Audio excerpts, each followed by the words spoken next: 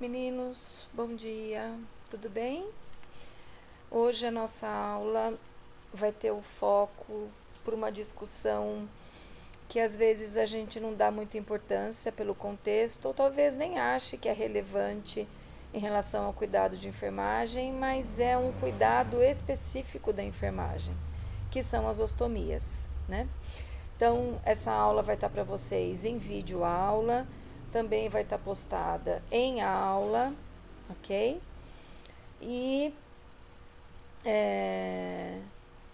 se eu conseguir achar algum vídeo que ilustre a manipulação de alguma ostomia, eu posto para vocês também. Se eu não conseguir achar, se sintam à vontade para fazer essa busca, né, de uma maneira educativa, onde vocês tenham o critério. É difícil a gente achar um vídeo que tenha na sua totalidade conteúdo correto, né? Então, tem um critério de analisar, como a gente sempre fez até hoje, o que é correto, o que é incorreto. Mas se eu conseguir, eu mando para vocês vídeos também ilustrativos da manipulação das ostomias, ok? Então, bora começar. Quando a gente fala de ostomias, a gente fala de uma abertura em boca de alguma estrutura que precise se comunicar com o meio externo. É um procedimento cirúrgico realizado pelo profissional médico que pode permitir, por meio deste procedimento, a comunicação, por exemplo, de um meio gástrico com o externo, numa gastrostomia, da traqueia com o meio externo, traqueostomia, intestino com o meio externo, colostomia, bexiga com o meio externo, cistostomia. Então, nós vamos discutir essas 4 ostomias na aula de hoje, entendendo a importância que a enfermagem tem na manipulação de todas elas, uma vez que eu exponho o meu paciente a uma realidade que não é fisiológica, certo? Porque todas essas estruturas, elas são internas. A partir do momento que eu a exteriorizo por meio de um procedimento cirúrgico, eu posso expor esse paciente a um risco maior de infecção. Então, entendam a importância dos nossos cuidados em relação a esses pacientes, ok? Então, essa é o exemplo de uma colostomia, mas eu quero que vocês entendam a importância de eu saber avaliar, inclusive, a característica de uma ostomia, como por exemplo esta aqui, né? Nós não temos idade nem faixa etária indicada para este procedimento. A indicação desses procedimentos é quando eu preciso exteriorizar essa estrutura. E a gente vai entender cada uma delas a partir de agora. Então, quando a gente fala de colostomia, a gente fala da exteriorização de parte do intestino grosso, geralmente é o cólon transverso ou o sigmoide, para a parede abdominal, para que por meio desta abertura o paciente faça a sua eliminação de gases ou de fezes, que é o caso desse bebê aqui que a gente está vendo, ok? Então, olhem que bonitinha essa ostomia, né? Então, nós temos aqui uma coloração vermelha, viva, olha aqui, ó, esse ponto de luz me fala que ela é viva e brilhante. Então, eu tenho uma ostomia com características fisiológicas normais, ok? Então, como é realizado o procedimento cirúrgico? É feito, então, uma abertura, né, da cavidade peritoneal. Então, aqui é o antes e aqui é o depois, onde eu intercepto a comunicação deste intestino e coloco essa abertura para a parede abdominal. E por meio desta abertura, o paciente, a partir de então, vai eliminar o seu conteúdo fecal. Qual a indicação para esse procedimento, meninos? Tumor, ferimento por arma de fogo, ferimento por arma branca, faca, no caso, espeto de churrasco.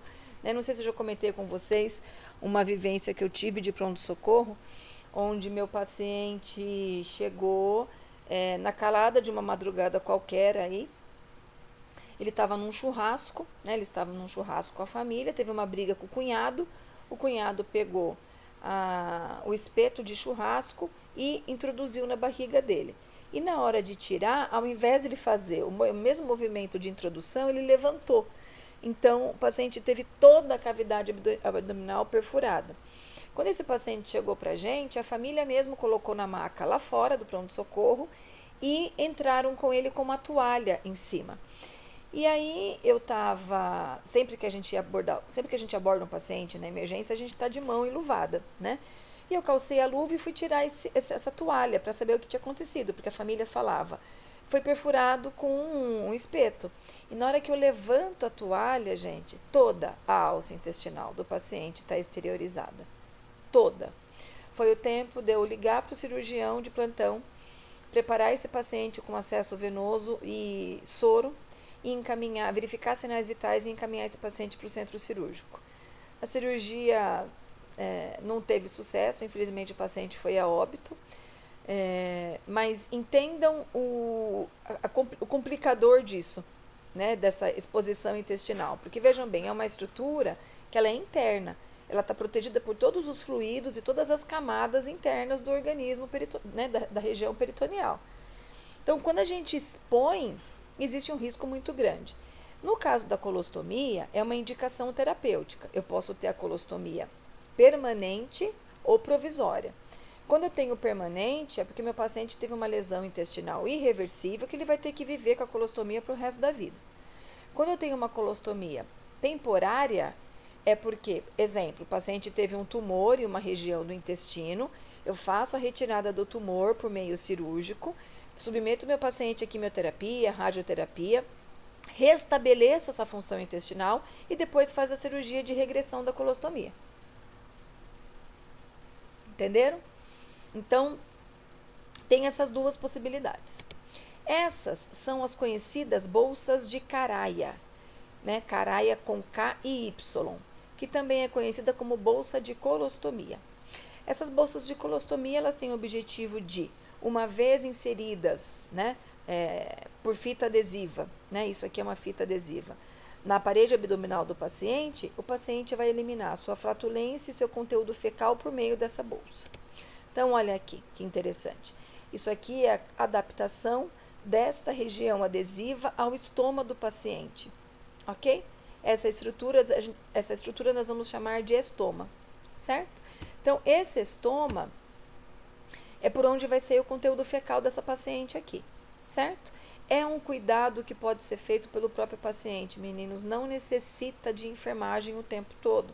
Paciente crônico, que vai usar essa bolsa de colostomia para o resto da vida, ele não tem que ir todo dia na unidade básica.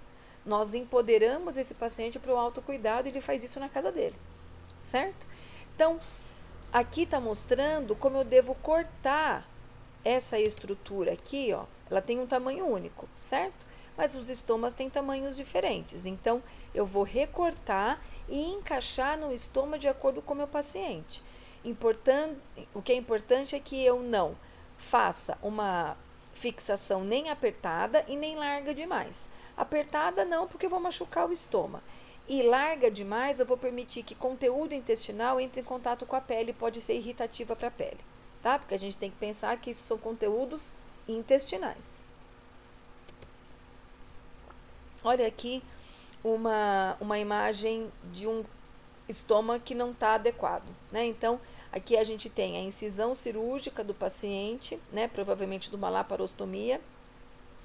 Aqui um estoma já, né? Uma colostomia realizada e aqui outra. E observe como a gente tem uma característica desse estoma muito diferente daquele anterior que eu mostrei para vocês, que era vermelho, vivo e brilhante. Certo? Aqui eu tenho uma outra característica de uma paciente mulher, né? Dá para perceber pela região das mamas, né? E essa região onde eu tenho estoma parece, pela inspeção, nós não tocamos ainda, né? Nós não apalpamos esse abdômen, mas só pela inspeção a gente percebe aqui uma região extremamente rígida, provavelmente por uma complicação pós-operatória também, né? Aqui uma intercorrência comum, de que é quando a bolsa se abre e o paciente fica todo evacuado, né? Então, a importância de a gente orientar esses pacientes em relação ao que deve comer e como se reportar ao acondicionamento dessa bolsa, né? E aí a gente vai discutir um pouquinho as questões de cuidados de enfermagem da nossa assistência. Então, Lembrar que as características desse estoma estão aqui, ó. Ele tem que se apresentar numa coloração vermelha, viva e brilhante. O que é ao contrário dessa imagem que a gente está vendo aqui, certo? Aqui eu não tenho aparecimento do estoma, né? Parece que ele está invaginado, ele está interiorizado e eu tenho focos de infecção aqui, ok? Então, primeira coisa é observar atentamente a qualidade desse estoma, ok? Depois, eu preciso orientar o nosso paciente a higienizar diariamente este estoma. Como? No chuveiro, certo? Ele vai no chuveiro, retira a bolsa, essa bolsa tem que ser trocada a cada 7 dias. Eu retiro a bolsa, lavo normalmente com água e sabão e depois eu recoloco a bolsa, ok? Olhem que bonito esse estoma, devidamente colocado a bolsa, né? E aí o paciente pode colocar a bolsa tanto lateralizado quanto para baixo, ou lateral. Depende, se meu paciente está acamado, eu coloco nessa posição aqui. Se meu paciente tem uma vida ativa, eu posso colocar com a abertura para baixo. Toda vez que essa abertura, essa bolsa fica cheia de conteúdo fecal, eu simplesmente vou até o banheiro, tiro esta presilha e elimino o conteúdo fecal, ok? Agora, se meu paciente está acamado, eu venho com a comadre, coloco aqui embaixo dele e elimino esse conteúdo. Jogo o soro fisiológico aqui dentro da bolsa, faço a higienização e fecho novamente. Lembrando que essa bolsa pode ficar no paciente até 7 dias, ok? Se descolar antes, a gente pode trocar a bolsa antes. Essas bolsas geralmente são oferecidas para os nossos pacientes nos centros de indicação para ostomizados de cada município, ok? Geralmente eles dão 4 bolsas por mês, cada uma durando uma semana, e o paciente troca na residência a cada 7 dias. Outra orientação a ser dada ao nosso paciente é a indicação correta da dieta que ele vai fazer. Meninos, nós não podemos orientar o nosso paciente a uma alimentação rica em fibra. Muito pelo contrário. Por quê? Porque quanto mais fibra ele ingere, mais ele vai ter conteúdo fecal. E de repente, nesse momento, não é tão interessante estimular tanto a formação de bolo fecal, né? Porque o paciente não tem controle na eliminação dessas fezes. Entendo que eu não tenho esfíncter no estômago. Esfíncter eu tenho na ampola retal. Então, o paciente elimina fezes e gases o tempo todo. Então, é interessante que o paciente aprenda a se conhecer, entendendo que quando ele toma café da manhã, qual vai ser mais ou menos o horário que o intestino dele vai trabalhar e eliminar essas fezes pela bolsa de colostomia, né? Entendendo que tem alimentos que favorecem muito a formação de flatulência, então, ovo, repolho, né? Brócolis, são alimentos que devem ser evitados para evitar que o paciente tenha uma flatulência muito grande, com um cheiro muito forte, porque tudo isso fica recrutado dentro da bolsa, né? E a importância da gente educar esse paciente a se conhecer, né? Ele vai se conhecendo ao longo aí dos dias do pós-operatório dessa colostomia, para poder se entender quando ele pode comer. De repente ele vai pegar ônibus, então antes de pegar ônibus ele fica um tempo maior em jejum, para durante o transporte coletivo não ter eliminação de fezes com risco da abertura da presilha e ele evacuar na calça, como aquela foto anterior que eu mostrei para vocês. Então é a orientação do autoconhecimento que o paciente tem que ter. A cada 7 dias a gente vai orientar esse paciente a trocar a bolsa e, se possível, tomar banho de sol com o estômago exposto, porque isso ajuda no processo de cicatrização da pele, inclusive. Porque a pele ao redor, meninos, essa aqui, ó, vou voltar lá no segundo slide. Essa aqui, ó, vocês percebem que tem uma leve epidemia aqui nesse bebê? É da cola da bolsa de caraia. Então, a cada troca, se o nosso paciente puder tomar um banho de sol, o sol vai permitir que essa região epidemiada passe por um processo de cicatrização, né? Auxilia nesse processo de cicatrização. Então, é interessante que a cada troca de bolsa, nós orientemos os nossos pacientes ao banho de sol, ok? Incentivar a ingesta hídrica. Quanto mais água meu paciente fizer a ingestão, melhor fica o fluido intestinal. Apoio psicológico é fundamental, porque vocês concordam que é um contexto muito complicado, né? De repente, de um dia para outro, eu evacuar pela barriga, né? Então, eu preciso dar um suporte emocional para o meu paciente e o apoio psicológico, quem dá é o psicólogo, ok? Então, é importante esse apoio pelo profissional psicólogo e não pelo enfermeiro, porque nós não somos psicólogos, ok? Controlar a eliminação desse paciente, então, pedir que ele faça um diário, né? Um diário em qualquer papel, ou em caderninhos que a gente às vezes ganha na unidade básica, que tem como dar para ele de brinde, sabe? Pedir para ele anotar por dia quais foram os horários que a bolsa estava cheia, quais foram os horários que ele eliminou fezes, para fazer um mapinha de como ele faz, como que está sendo os horários que ele está evacuando, né? Que tipo de alimento que ele come, quanto que ele evacua. Então, esse controle é importante, certo? E tendo no município centro de ostomizados, a gente encaminhar esse paciente para ser acompanhado em todas as suas esferas de necessidade, ok? Então, de colostomia é isso. No final dessa aula eu tenho a imagem de uma paciente que ela tem um blog, pelo menos ela tinha, não sei se ela tem ainda, que ela dá sugestões de qualidade de vida para o paciente que tem colostomia, né? Para autoestima, principalmente, porque é um contrafluxo que mexe muito com a autoestima, né, do paciente. Ele ter uma bolsa no abdômen por onde sai fezes, né? Então, eu vou mostrar, no final da aula vocês compartilham comigo a imagem dessa paciente. A próxima ostomia que a gente vai discutir é a traqueostomia. Então, vamos só entender a origem da palavra. Ostomia é a abertura em boca, ok? E a palavra que vem como sufixo antes da ostomia é o local onde vai ser feita essa abertura. Então, traqueostomia é a abertura da traqueia, ok? Qual é o objetivo? A incisão, então, é realizada entre o segundo e o terceiro anel traqueal e o objetivo é que o paciente possa respirar por essa abertura. Quando o paciente está em coma, um paciente grave, que ele vai ficar com um tempo prolongado de ventilação mecânica, a traqueostomia é indicada para não promover estenose de traqueia pelo tubo endotraqueal. Então, quando o paciente tem indicação de um tempo prolongado de uma ventilação mecânica, é indicada a traqueostomia para permitir que o paciente seja ventilado mecanicamente por esta abertura, ok? Então, aqui nós observamos a localização da cânula de traqueostomia na traqueia, né? Esta estrutura que vocês estão vendo aqui é o cuff.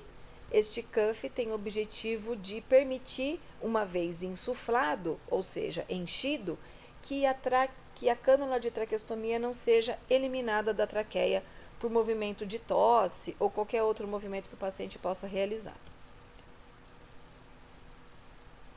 Então, vejam o procedimento, o médico faz uma abertura na altura da traqueia, afasta e aqui, ó, que bonitinho, tem a traqueia, certo? E aí é feita uma abertura e inserido, então, a cânula, ok? Aqui o cuff, aqui a cânula e aí acomoda no paciente e aí, por meio desta cânula, nós conectamos o ventilador mecânico, certo? Estas gases nós colocamos aí nos primeiros 3, 4 dias de traqueostomia, né? Porque é uma área que ainda está sensível, fragilizada pelo procedimento cirúrgico, mas depois, nos próximos dias, muitas vezes, se o paciente não tem secreção pela tráqueo, nós podemos tirar. Vai depender muito do nosso paciente, tá bom? Então, aqui é um modelo que a gente tem, tá bom? Aqui tem o cuff, que é insuflado, né? E aqui uma bebezinha. Essa bebezinha, ela teve uma paralisia cerebral durante uma anóxia, durante o parto, e aí ela passou a ser dependente de ventilação mecânica.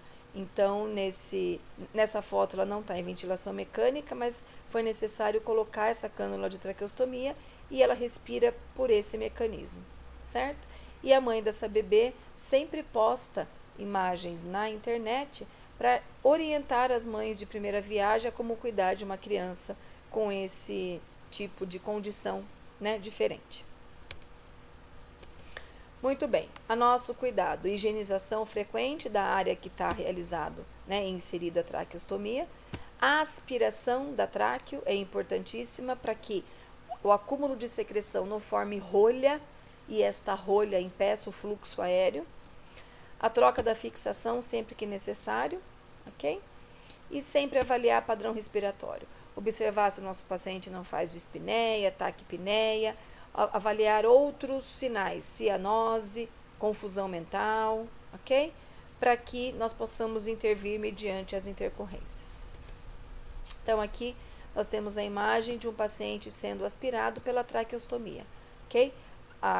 O catéter de aspiração é introduzido na traqueostomia, ok? Muito bem. Dando sequência, nós vamos discutir gastrostomia ou jejunostomia. Então, essa abertura é realizada diretamente no jejuno ou no estômago, na região gástrica, e tem o objetivo de alimentar o nosso paciente. Então, é um orifício que é criado ou no estômago ou no jejuno, com o objetivo de alimentar o paciente por meio desta abertura. Então, aqui esta imagem representa uma gastrostomia, ok? E essa aqui um paciente real. Então, aqui nós costumamos chamar de botão da gastrostomia, aonde eu conecto a extensão e alimento o paciente por esta gastrostomia, certo? Aqui nós temos diversos modelos de botão gástrico, né? Este é um, este é outro. Observem como curativo, muitas vezes para fixar, irrita a pele. Estão vendo? Foi o que eu falei na colostomia. Ó, que interessante. Esse é um outro botão, né? E a gastrostomia, né, a cânula, ela também tem o cuff para impedir que esse dispositivo saia da pele do paciente, ok? Então, aqui nós temos um bebê com gastrostomia e a sua mãe alimentando-o com uma seringuinha, ok? São crianças neuropatas, na grande maioria das vezes, que perderam o reflexo ou nem desenvolveram o reflexo da deglutição. Então, é uma criança que, na maioria das vezes, vai permanecer com esse dispositivo aí ao longo da vida, ok? Uma situação de extremo cuidado, né? É uma criança que, por não ter, no caso dessa imagem, o reflexo da deglutição, nunca experimentou, talvez, a mastigação e a deglutição, né? Então, é um dispositivo que, ao mesmo tempo, ajuda, priva o paciente deste prazer que muitos de nós temos, que é a mastigação, sentir o alimento, a textura do alimento, né? A deglutição, todo o processo metabólico. Esta criança não, né? Ela já recebe alimentação diluída, né? E vai direto para a alça intestinal. Vocês devem estar estudando com o professor Leandro, o grupo que ainda não entrou em sondagem nasoenteral vai entrar, e o grupo que já está entrando, né, já começou a ver isso, não é diferente de uma sonda nasoenteral, em termos de consistência alimentar. A diferença é que a sonda é introduzida pelo nariz e vai ser alocada na primeira porção do duodeno, né? Mas também é uma alimentação líquida. Então, eu privo o paciente do prazer de mastigação e deglutição, ok? Então, aqui é um outro bebê, né? Onde eu tenho a mãe cuidando deste bebê e colocando aqui uma gase embaixo do botão gástrico para evitar que, se por esse botão a gente tiver eliminação de suco gástrico, não irrite a pelinha do bebê, ok? Nossa assistência, então, é higienização da região, a orientação dessa mãe ou a nossa administração de dieta e medicação no hospital. Então, tudo que esse paciente recebia até então via oral, recebe pela via gástrica, ok? Realização de curativo quando se fizer necessário e importante a gente observar fluxo intestinal. Por quê?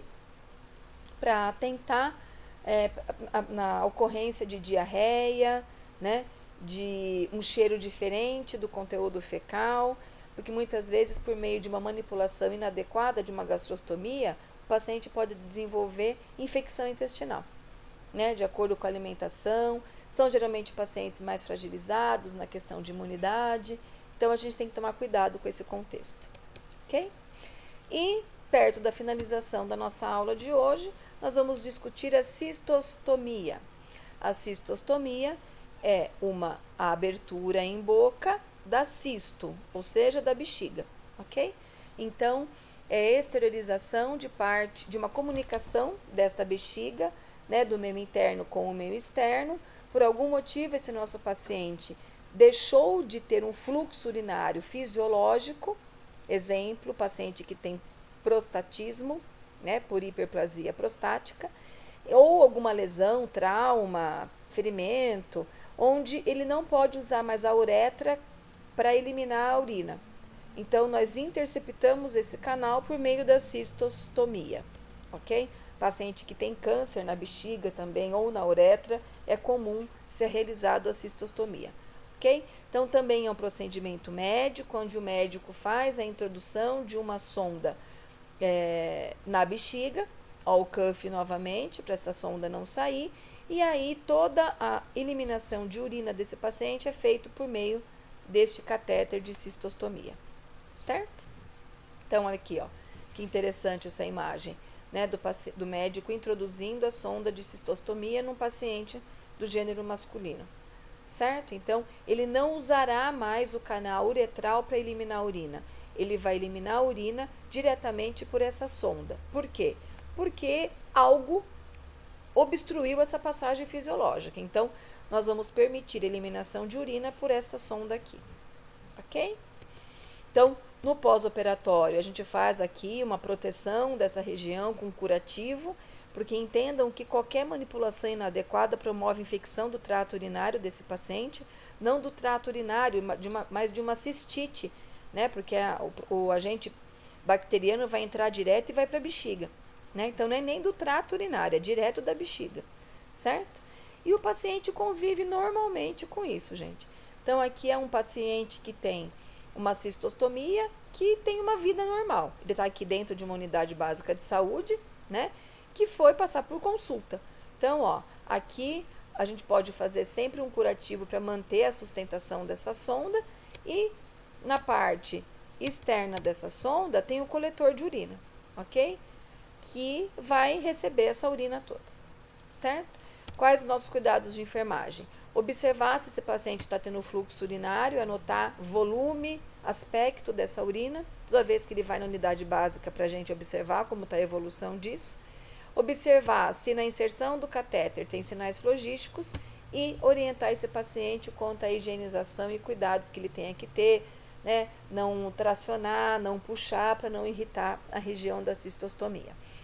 Novamente, igual a colostomia, a cistostomia pode ser reversível ou permanente. Vai depender muito do problema que o paciente apresentou, ok?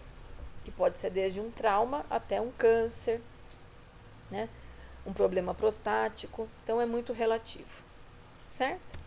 Aqui, queria compartilhar com vocês a imagem daquela paciente, né, que montou esse blog de orientação, e esse foi um dia, o primeiro dia que ela foi na praia depois de ser submetida a uma colostomia. E ela conseguiu achar essa bolsa de caraia da mesma cor da pele, o que, de uma certa maneira, disfarçava, né? E não chamava tanto atenção, principalmente para o conteúdo fecal, né? Porque se essa bolsa for transparente, todo mundo vê o que tem dentro, mas da cor da pele não, né? Então ela se permitiu, o sonho da vida dela era ir para a praia, e ela não deixou de viver o sonho dela por conta da colostomia. Então, olhem que interessante essa imagem, né? Uma pessoa feliz, passando pela superação de ter uma colostomia, mas, segundo o que ela colocou no blog, quando eu acessei esse blog, é que mesmo com todas as dificuldades, ela continuava viva e podendo desfrutar da magia da vida, né? E é isso, meninos. Aqui algumas referências.